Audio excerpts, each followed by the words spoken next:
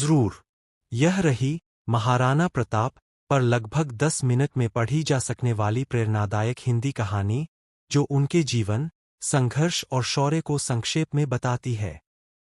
महाराणा प्रताप, वीरता और स्वाभिमान की अमर गाथा। राजस्थान की धरती वीरों की धरती कही जाती है।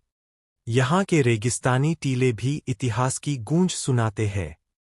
इन्हीं वीरों में सबसे महान नाम है महाराणा प्रताप सिंह का, जिन्हें मेवाड़ का सूर्य कहा जाता है।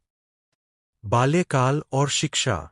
महाराणा प्रताप का जन्म 9 मई 1540 को कुंभलगढ़ दुर्ग, राजस्थान में हुआ। उनके पिता महाराणा उदय सिंह द्वितीय और माता रानी जीवंत कंवर थीं।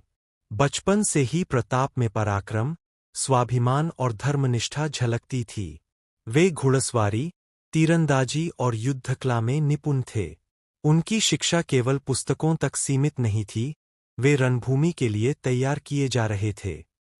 मेवाड़ की स्थिति और अकबर की चुनौती।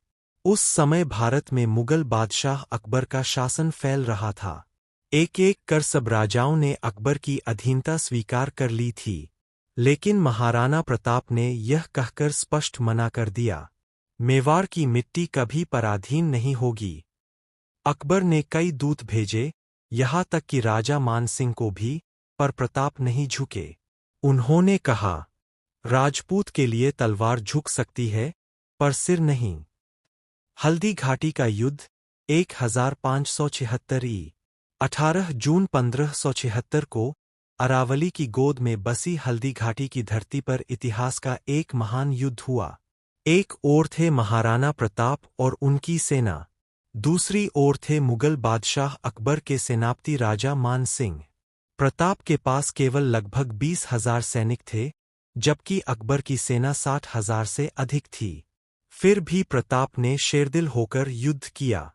उनका प्रिय घोड़ा चीतक उन पर जान छिलकता था।